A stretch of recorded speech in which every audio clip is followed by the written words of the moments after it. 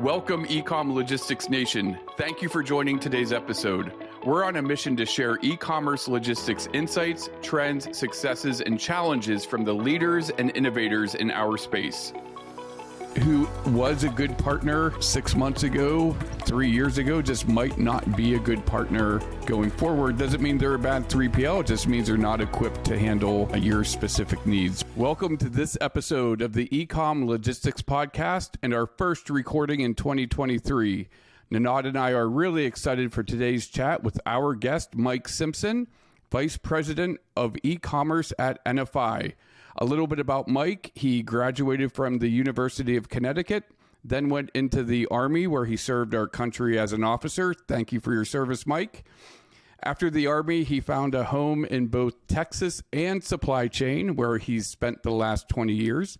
And like many of us in supply chain, Mike started on the warehouse floor in operations and quickly rose to leadership roles, including president of retail and e-commerce for Genco, which was acquired by FedEx and is now FedEx Supply Chain. He now leads NFI's expansion in the e-commerce fulfillment space and is the executive sponsor for NFI's Veterans Committee, where he supports leadership development and NFI's commitment to the veterans community. Love seeing that. Mike, thank you for joining us and welcome today. Thank you, Dan, and I'm very excited to be a part of this podcast. I appreciate the invitation. And we do have to let the listeners know, we both, Dan and I, have history with Mike. And my history, I do have to say, my career trajectory changed at the point that I met Mike and was given some responsibility around. You heard the president title at Genco. Mike was responsible for the retail vertical at Genco as a 3PL. And we got this opportunity to develop Target.com back in 2012, and it was one of the highest throughput facilities outside of Amazon being developed in the e-commerce space. And it was the Wild West back in the days, and I got the opportunity to work that, and I do have to thank Mike for that experience because it definitely was that milestone in life that kind of changed the trajectory of where the career ended up going from that point. Yeah, I worked under Mike. I worked side by side with Mike, and, I'm really excited to have Mike on the call. Yeah, it's amazing the things that the people that you meet and the journey that you go on. I'm blessed to be here with both of you on doing this. The same e-commerce explosion that we've seen over the past however many years continues. So happy to be here on the journey with you guys. Absolutely. That's awesome. Thank you, Mike. And I think maybe talking about explosions and milestones, first recording in 2023. So we just got through peak season. It's now in the rearview mirror. And there was plenty of speculation as to what it was going to look like compared to 2020 and 2021. So, Mike, maybe I think it'd be a great place to start as you and as the NFI organization looks back at peak season. What were some of the observations and maybe key takeaways you have from this past peak? Yeah, I think what we've learned this year, it's pretty similar to previous years. The volume, some thought that it would be lower volume than previous years. It actually proved out to be as high or some areas higher within our organization. And within the e-commerce industry, we're seeing a lot of increased volume in specific verticals. We have a couple of customers that are just exploding with volume, and they're continuing that through Christmas. We noticed it started earlier on in October and early November. We saw a lot of volume starting to come through. I think that was as we went through a year ago and even 8 months ago, the port situation where there was so many ships in the sea waiting to come in through the LA port that caused a glut of inventory to be sitting on the water. And I think a lot of us saw that as an issue. And when would that come into the US? And then what would happen to it? So what we saw is that is now sitting or has been sitting in a warehouse. When they got caught up in late Q3 and early Q4, that product had to move somewhere. So now it's stateside, sitting in a warehouse. And I think some of the volume, time will tell as to how long that will take to complete. But some of the volume that we saw in fourth quarter was a direct result of discounts being done for the retailers and the brands to get the product out of their warehouses, out of their distribution center, out of their fulfillment center, and into the hands of the customers.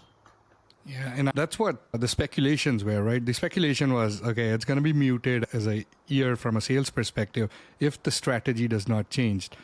And it seems like retailers and merchants and brands actually switch the strategy to see, okay, I got so much at hand, I need to get rid of it. I do have to say, again, I wasn't around for peak season this year to be making purchases specifically for Black Friday, I should say, or the Christmas season. I was on a little vacation break, but I heard it was fire sale all over the place. It was one of the best from a consumer perspective. Again, the spending power has definitely gone down, but when you see fire sales, people just jumped at it. And there is an added aspect that I heard about as well, which was buy now, pay later. Like companies like Affirm, like if you go to most e-commerce sites, all of a sudden, 1 year ago, this wasn't a thing where I could purchase something that is $500 and it's like, you can do interest-free payments for the next 3 years for this. And that was accessible to the large retailers that had the ability to give out credit. And now it's like pretty much any website. You could buy almost anything, buy now, pay later strategy. And I think that also played into it. And it turned the tide on what the peak looked like for last year. So really interesting that the speculations didn't come true, but there were other forces that actually played at to make it happen. Yeah, the retailers found a way, right? They found a way to continue to gain that share of wallet from the customers.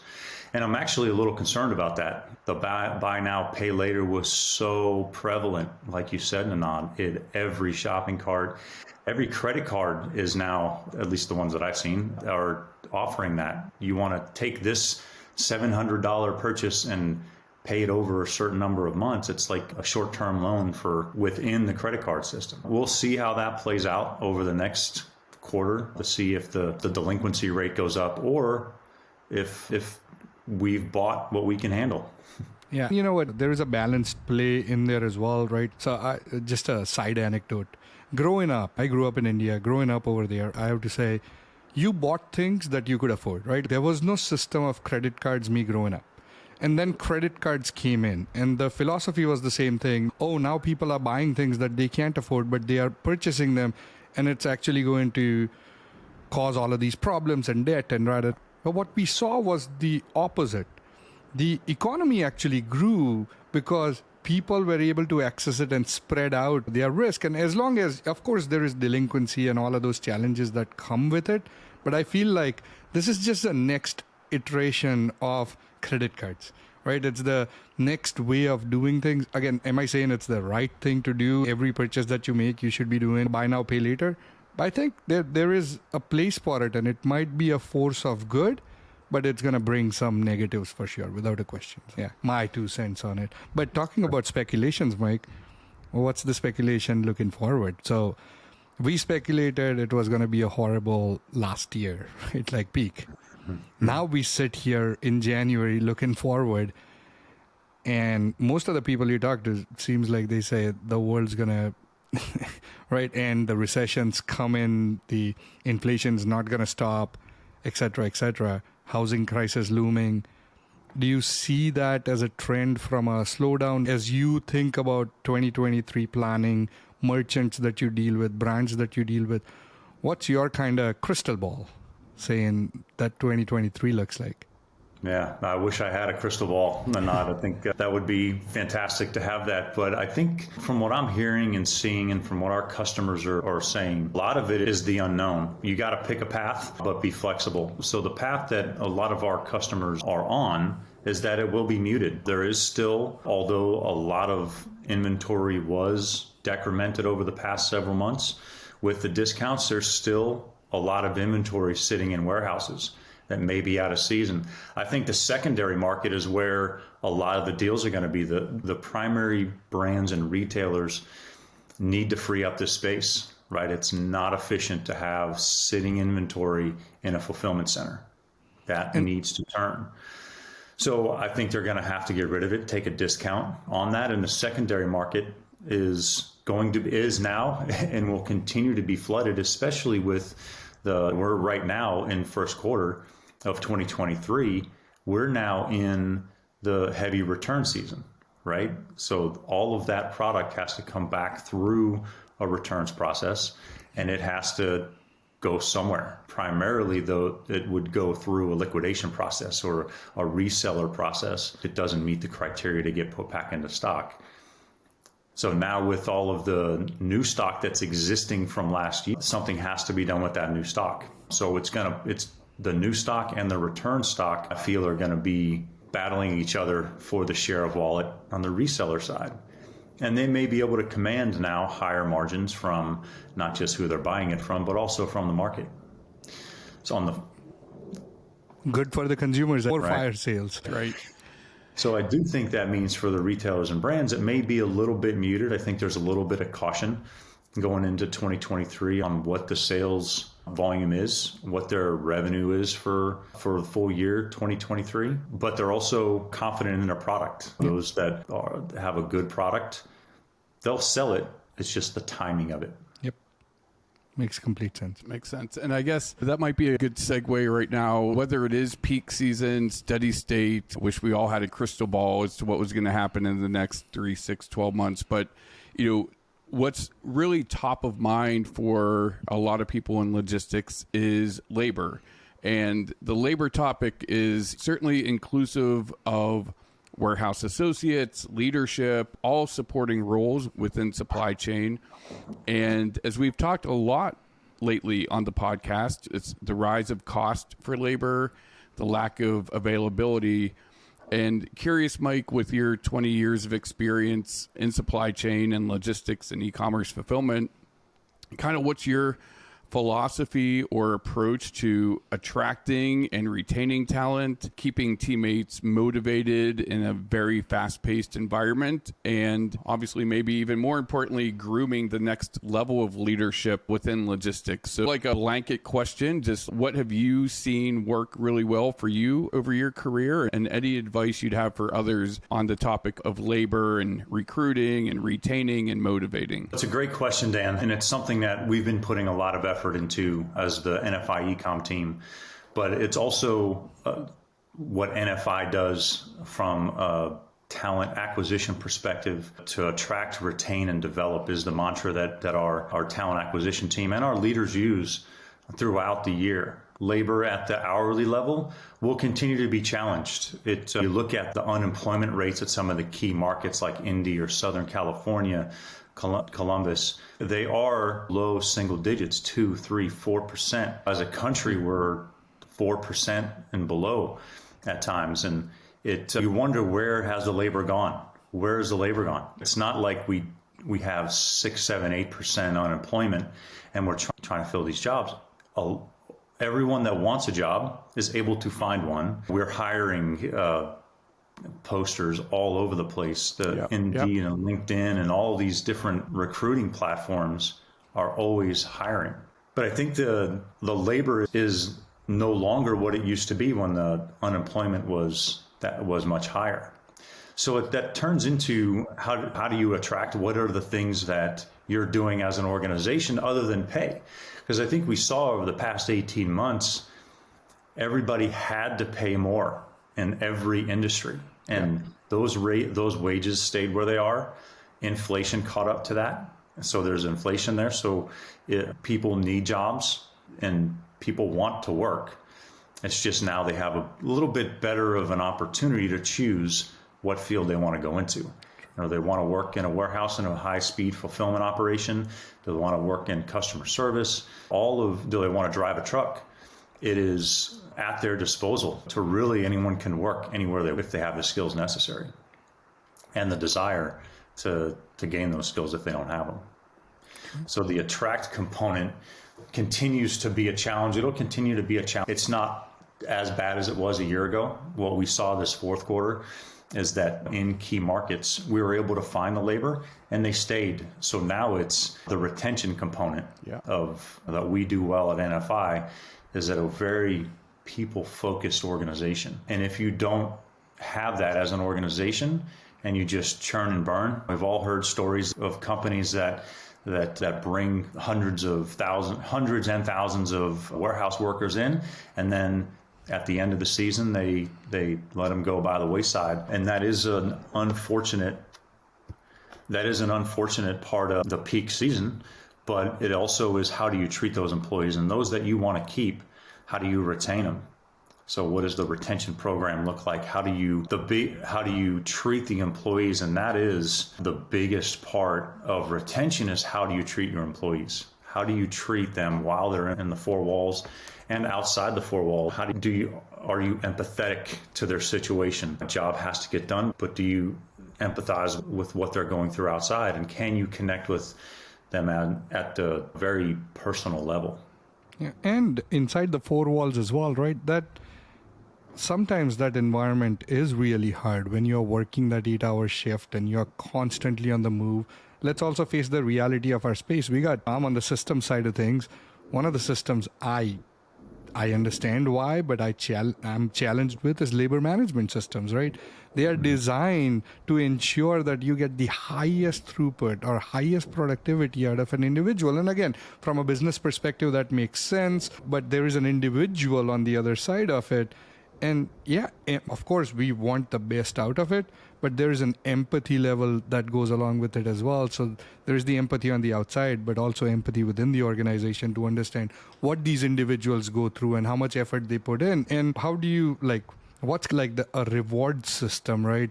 That you have seen work from a retention inside the four wall, because sometimes the work is mundane. Sometimes it's quite repetitive for these individuals as well. So how do you make that more fun? Have you deployed strategies or any recommendations for our audience on that side?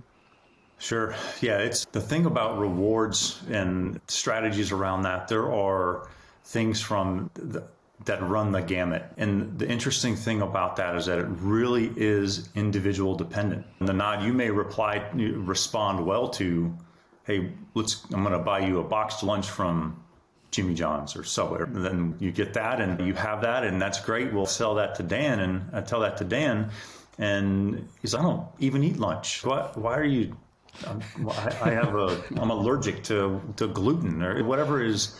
And he would rather have 30 minutes more of lunch to be able to see his kids, right? So it really is, it's a hard thing for facilities, because what the default is, well, let's buy lunch, let's bring in lunch, or let's bring in dinner, but it really is, those are almost table stakes to keep the team engaged at the site. But how do you dig deeper and at an individual level, know the employees and have a conversation with them? In studies that I've done and that our HR team has done, we use a system to gather employee feedback. And the biggest return for us has been, the biggest satisfaction increaser is just the GM knowing their name, the GM talking to them about how their son did during soccer or their daughter did in dance. It is really that fundamental from a humanistic perspective, is to really connect. And it's hard to do, right? When you have 400, 500 people in a facility, it may not be the GM, but if it's the supervisor or if it's the operations manager, someone on the leadership team has to take an interest in the employees and show that they care. And you can't fake that. Yeah, it has to be genuine. Exactly. Yeah. I don't think about it that way, but now that you say it, right?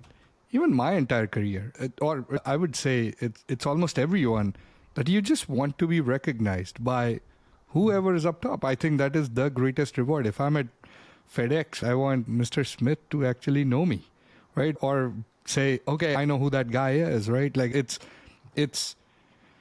such a human kind of core behavior or the expectation that it is one of the greatest rewards, that when you work, you are being recognized by your leadership. And yeah, it doesn't take a lot of effort, but it has to be very genuine, and it has to come across that way. And to your point, when you got 300, 400, 500 people, it's hard to do. To the people that are listening that have smaller operations, or they got 30, 40, 50 people, I think that's very naturally achievable. And it does require a little bit of effort, but I would say that's a really good recommendation. That know about people, know about what are your kids doing, what's your wife doing, or what's your family, where do you come from? Or what's your interest? So really good point, Mike. Yeah, and I want to be careful that we don't give a pass to those with the larger organizations, right? 300, 400, 500, 1,000 in a building. It's still your responsibility, if you are the GM or the director or VP over that site, lay the foundations, have it as an expectation for the leaders that you bring into the building, because it's important. It's as important as anything else that you're going to do in that facility. Real wise words, Mike. Thank you. Yeah, absolutely. And I think another path, which some people don't make the correlation, is with automation, right? I know in the beginning, in the intro, Ninad mentioned a huge project that you led in your past life, Mike, that Ninad was a part of. And I think inappropriately, sometimes when people hear the word automation, the first reaction is reduction or elimination of jobs, which, again, it's all about gaining the most economical throughput in a facility. But what we've seen time and time again, going back to retention, is that it improves the quality of life for an associate that's working within a facility, an hourly employee or a manager or a supervisor. And I've been in facilities where the expectation for an 8 to 10 hour shift was almost the equivalent of walking a marathon. And you'd punch in and you'd get a cart, you'd get some orders, and you just started walking and didn't finish. You weren't, except for breaks and lunch, you were walking and walking at a fast pace, where it was not uncommon for someone to log 18, 20 miles a day. And then seeing automation come into that facility, and that associate now walking maybe 4 miles or 5 miles a day. In some cases, not walking at all, because product and inventory is coming to them instead of them going out into a 400,000 square foot facility and finding the product. So I think with that, would love to get your thoughts on what advice you have for when to start thinking about automation and that investment that comes with it. Is the expectation, hey, I need to get an ROI within X amount of months? Or I think a lot of people just automatically struggle with thinking about, when can I start looking or thinking about automating my facility? Yeah, it's great. It's a great question, Dan. I think the fundamental basis of automation is no longer required to have only an efficiency gain. I think fundamentally, as I mentioned, the lower unemployment rates, it's a necessity, and it's actually a quality of life issue that we're trying to, or industry-wide, not just at NFI, but industry-wide, we're trying to be better for the employees inside the four walls. As you mentioned, 10 years ago, it was an efficiency and reduce headcount, and that was the sole basis of it. And there may still be pockets like that, but fundamentally, I'm seeing a shift, and certainly at NFI, seeing a shift where we are focusing on safety, quality of life, so that someone doesn't have to walk 10 miles during a specific day. There's automation that can reduce that to 4, and that's or 2 or 0, right? Or just however far it is to walk in from the beginning of the warehouse door to the operation. And we're looking at those two components. And then, of course, efficiency is always going to be part of it, because it has to pay back somehow. Although the other piece is customer service, to hire the automation project that Nod talked about, and others that we're looking at and that we operate today, it's vital to just meet the customer service level, right? An order drops by 3 and you have 20,000 to do by 6. Virtually impossible to do it with headcount, right? You have to do it with some type of automation. So we've spent the past 6 months, the NFI eCom team and I have spent the last 6 months going through an automation assessment, just what's out there. It changes so rapidly. There's so many things that are out there now than there were even 2 years ago. The landscape changes so quickly, which is fantastic. There are a lot of options out there. And we looked at, to your question, Dan, what is that progression? And it really depends on the customer you're supporting and the industry you're supporting, or the vertical you're supporting within the brands and the retailers. So is it a small thing that can fit into a small area? A lot of them can fit into a small area, like a t-shirt or nail polish, or if it's something that's small, or is it a refrigerator? Right? I don't know how many automation initiatives, conveyor are going to support refrigerators, but there's certainly a high degree and a high number of those that'll support the previous ones, t-shirts and apparel. So we looked at goods to person to goods, having the automation go to the bin location and have meet the picker there.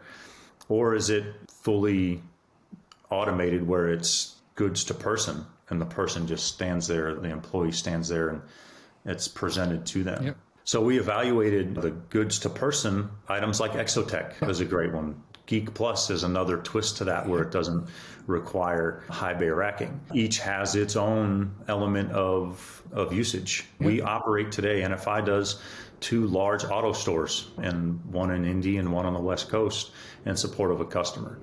Each one has their own application. You really have to understand the product that you're supporting. And then we also, the 6 Rivers Chucks, we also operate the Locust Bots. So each one makes sense in the operation that they're in. And what we had done over the past 6 or 8 months was evaluate all of it. We looked at everything out in the market. We had an evaluation of where we want to play in the space with the mid-market brands and the merchants. And we looked at the type of product that would go best with what we expect from a throughput perspective and where we want to be from a cost competitive perspective. And we identified some that work and some that don't. Some of them, the capital outlay, it takes a while. You have to have very high volume, but some of it is plug and play and can happen right now. Yep. And also the capital outlay from a ROI perspective, I've seen solutions that pay back in 10 months, like the payback period straight up 10 months. Like those are no-brainer solutions out in the market. And, I just want to add to that, like the thing that you just mentioned about NFI, and I just talk about just general 3PL as a space, right, is most retailers out there or most companies out there will be able to experience 1, 2, or 3 of these products that you just mentioned. And the fun, I just have to say, I truly enjoyed working in a 3PL because you get to play with so much technology, right? From Boimer sorters to auto stores to Exotechs to Fetch Robotics to 6 Rivers, Locust. Just bring them on, right? Every project's got a so you get like that real world experience of seeing how they operate. Because there is one thing to buy something and do the math on a Excel spreadsheet. But there is another to actually go to another operation and be like, what do you think about these robots that you've been running for the last year and a half? And you just have that accessibility. So I said it. I miss working at a 3PL. Said nobody ever, but yeah. No recruiting calls. Yeah. Calls. If you ever just submit your resume in the nod and we'll see if we have anything for you. I want, Mike, maybe to go back to something you just talked about, and that was like your focus with the mid-market brands, because something I'm excited to hear your perspective on is I know you and your team recently completed a voice of customer exercise focusing on brand mid-market space and listening and learning about their eCom fulfillment experiences. In some cases, they insource, they do it all themselves. In some cases, they outsource and have a 3PL partner. And again, I know you guys just went through this research period, so would love to hear what you learned from that exercise and if you heard any consistent themes or what your biggest takeaways were from that. Yeah, there were some pretty consistent themes across that research, Dan. And it's the number one thing that we've seen that we got back from those customers and the brands are scalability. They're struggling with scalability, especially after the last 2 years. It's been tough org-wide with labor shortage, et cetera, but scalability and being able to support the retailer, the brand scale was the number one issue that caught our attention the most. The second biggest thing was transparency in pricing. That was very high up on the scale across the brands. And what we heard from the brands was that there seems to be an issue with hidden prices. They didn't know about this penalty, or the volume went to a point where, somewhere deep into the contract that this price penalty or these additional charges on the transportation side that they weren't aware of. So that was a big component that caused a lot of angst with the ones that we talked to. The third one was reporting. The reporting aspect was a pretty big concern in that they feel that it was a black hole when it went into when they got the order out of Shopify, let's say, and it went into their partner's WMS, they didn't see until it was delivered. They didn't have any information until it was ultimately delivered to the customer, or not delivered, and then it became a problem. So those are the three primary things, Dan, that we heard. I think that makes a lot of sense, and that's great advice for brands that are out there maybe searching for a 3PL for the first time or looking to make a change from their current provider. And those are all things that the proper due diligence can uncover when exploring a partner. So I think those are great takeaways, and which lead to great advice for brands that are in search 3PL mode. Which there should be a lot post-peak. So there always is a lot post-peak. Yeah. We're hearing a lot of consternation in the market, a lot of rumbling in the market around that. We've heard that some are still shipping their Black Friday shipments even into early January, which is obviously catastrophic for customer loyalty, and not just retaining, but gaining the customer loyalty. Oh, yeah. Wow. Did you say there are people, so we said here early January, you were saying people are still shipping Christmas holiday gifts? Yes. Yeah, that were purchased Black Friday, after Black Friday. None of our customers, none of the NFI customers, but what we're fielding calls from are in that boat. And it's unfortunate, right? You think of what that impacts, right? That impacted somebody having a lot of anxiety around not having the gift that they bought that was the perfect gift, and they had to find something different. Now, what are they going to do with that gift when it comes in? They're either going to keep it or they're going to return it. They're going to return it, right? Here's a free advice from me for anyone that's in that situation. If you are a brand and you are going through that yourself in your own operation, look for a 3PL. If you are a brand that's using a 3PL that's actually doing that to you, look for another 3PL. I think that's a no-brainer at this point. There are alternatives. There is a better solution. And again, I think as someone who's been in the space for a long time, you talked about scalability. Scalability isn't just I went from 100 orders a day to 5,000 orders a day. Scalability means I'm gone into different sales channels. So maybe I was digital native and all direct to consumer. Now I'm heavily involved in marketplace and Amazon. I'm also doing some retail distribution and drop shipping. So the scalability comes from multiple fronts, and not every 3PL is equipped to handle the different types of scalability that are required. Maybe they could handle more volume by throwing some labor at it and brute strength. But when it comes to marketplace or sales channel expansion or even international expansion, they're just not equipped, and it's going to break. Yeah, I think who was a good partner 6 months ago, 3 years ago, just might not be a good partner going forward. Doesn't mean they're a bad 3PL. It just means they're not equipped to handle your specific needs. But the good news is there's plenty of opportunity. There's plenty of other providers to explore. I will say, I don't know, and not in this particular case, but we can't let the retailers and the brands completely off the hook on some of this, right? Because there are forecasting that comes into play. If the forecasts are wildly off, then that's going to cause problems regardless of the provider. Now, the degree and the intent, the degree of the disparity and how much you can handle is definitely a component of the 3PL, of the partner. But there is a component of sales spike. You expect them to spike 200% and they spiked 1,200%. There are things that can be done, but you're not going to make all of that 1,200 from 200 to 1,200% difference in a short period of time. Yeah. Yeah, that's not going to be corrected overnight or within 24 hours. And I think that kind of goes back to in working with brands that outsource to 3PLs, it's all about communication. Absolutely. How often, to your point, Mike, which was, are you communicating forecasting? How often are you truing it up? And when you see, oh my gosh, I just got this huge spike from some Instagram viral video that took off. How do you collaboratively work together to solve for getting things done? So I think, great point. As I mentioned in Mike's intro, he's leading a team that's, again, expanding NFI's e-commerce fulfillment solution. And Mike, I'd love if you could share a little more about that expansion and how our listeners could get more information or talk to someone to learn more. Sure.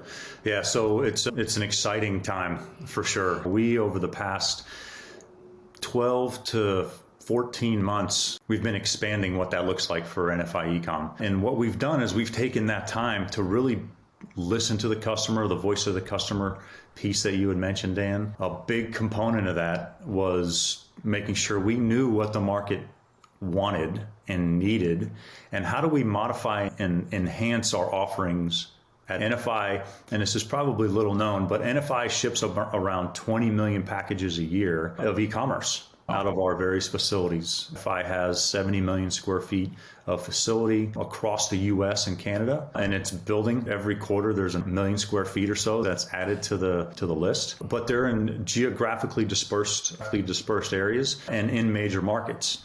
NFI eCom is going to operate within those facilities to make sure that we can expand into a facility without burdening us, ourselves, or the customer on speculative space. Space is such a premium, labor is such a premium that we want to build it, and that's how we started.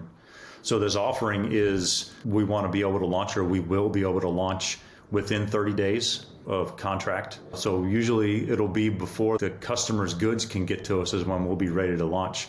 We'll be ready to ship before the product gets there. We're going to be based out of Columbus, Ohio initially, but quickly expand into the West Coast. We have 20 million plus square feet in Southern California that we'll be able to carve some space out within that space. But we have the operation, so we have the facility set up in Columbus, ready to go. The IT component is being finalized, and we'll be ready to go here in Q1. Amazing. Oh, that's amazing. That's amazing. So for those brands that might want to learn more, is there a website they could go to, or maybe just search on LinkedIn? Is there someone they could contact to learn a little bit more? Yep, 2 components to there. The website is ecommerce.nfiindustries.com is the website. On LinkedIn, our Senior Director of Sales is Steve Syverson. Search him up, or you can find me on LinkedIn as well, and we'll make sure you're well taken care of. What we found is that the most underserved market is the mid-market retailer, and the brand merchant are the ones that we felt we could help the most. And that is really what it boils down to, is that of the 70 million square feet, the 1,000 customers that we have, we feel we can take all of that expertise and experience and really bring that to bear with the full weight of the organization to support, but be nimble enough to be able to move quickly to the mid-market brands. So that's really where we really think we can make an impact. We know we can make an impact into that market.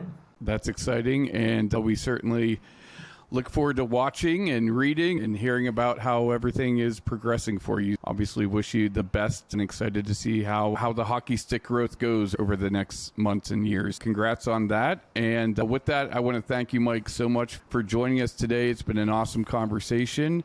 And again, thanks, and look forward to maybe a round 2 sometime. Yeah, thanks, Dan. And thank you very much. You guys are doing some amazing things with the podcast, and just in general with the eCom logistics nation. You guys are a source of truth. You're a source of expertise for those that you have on your podcast, and even the interviews that you do, and really appreciate your partnership. Thank you very much. Thank you, Mike. Appreciate that, buddy. Be sure to subscribe to the podcast to maximize your supply chain. Available on all major podcasting channels. Thank you for listening, and see you in the next episode.